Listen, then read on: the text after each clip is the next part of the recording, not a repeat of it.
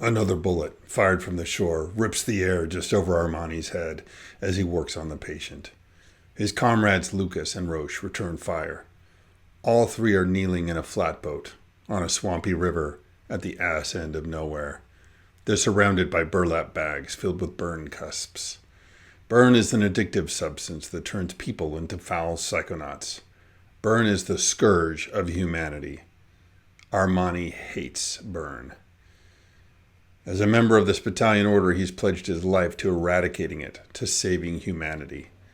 Yet here he is, trying frantically to keep an apocalyptic burn dealer from dying.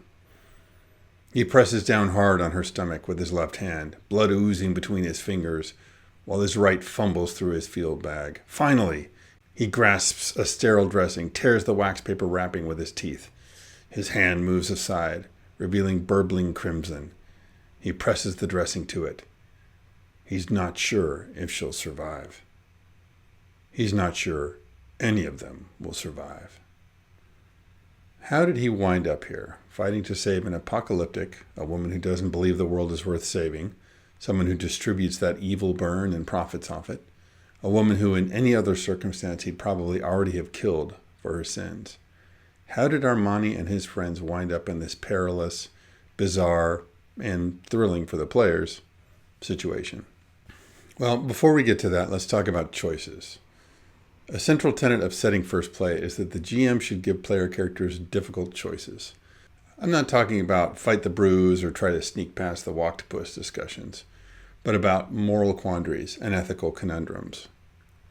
I picked this up from the Burning Wheel, and I could spend a whole video explaining how fight for what you believe is one of the game's central pillars and how it's reinforced mechanically.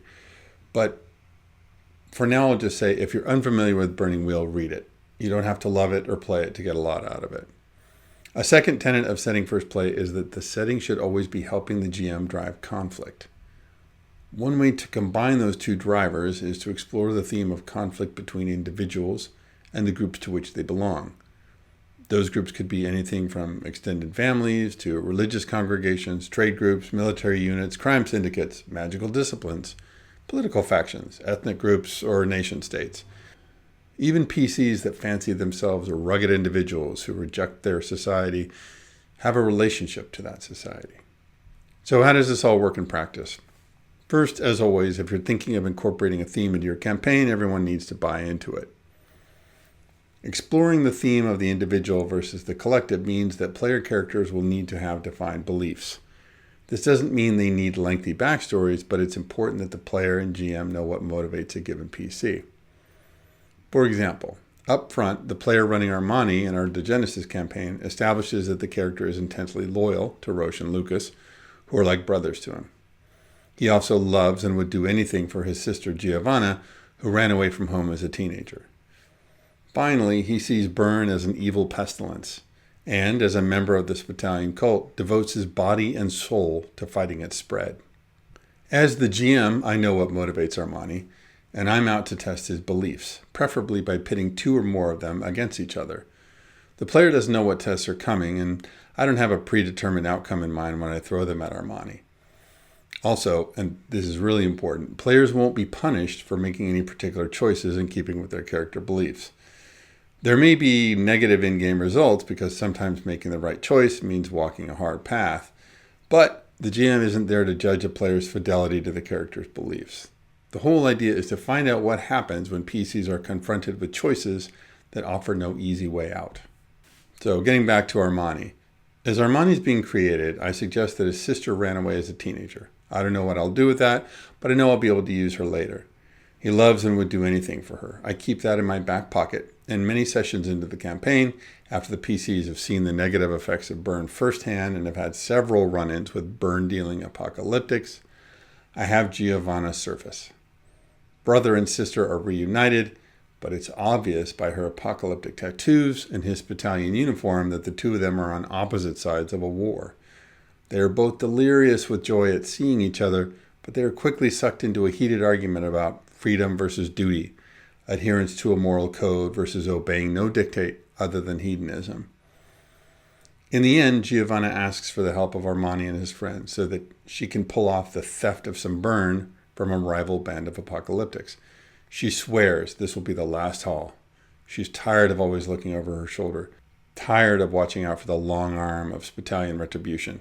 She'll settle down. She'll stop being part of the problem. All Armani has to do is go against everything this battalion order stands for. Go against the organization that has clothed and fed him, taught him so much, given him the opportunity to make something of himself, all while engaging him in the only fight that matters, the fight to save humanity. Oh, and if he gets caught helping an apocalyptic who traffics burn, he'll be executed. Summarily. No judge or jury required. If he refuses to help his sister and casts her aside, the risks to him won't be as dire, but he'll lose one of the most important people in his life, again. And of course, if he treats her the way he'd treat any other burn dealer, by hauling her to court for justice, or worse, he may face opprobrium from his comrades and eventually the remains of his family. This sets the stakes rather high, no matter what he does. But the decision is Armani's. We're all playing to find out what happens.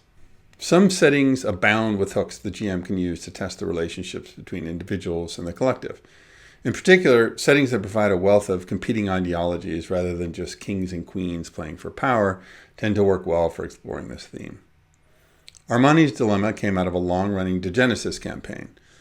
I made a separate video about it, so if you're curious, check out the show notes. One of the reasons I enjoy Degenesis so much is that the setting is very much about how, as humanity has slowly recovered from an apocalypse, everyone can agree on whether or how to confront an existential threat.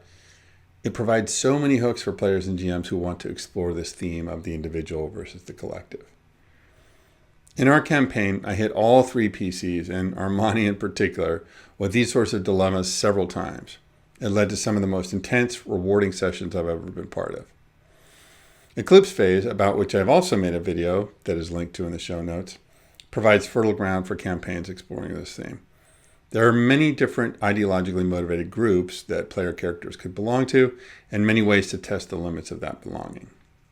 I haven't discussed how to apply this theme of the individual versus the collective to NPCs, but it works equally well there.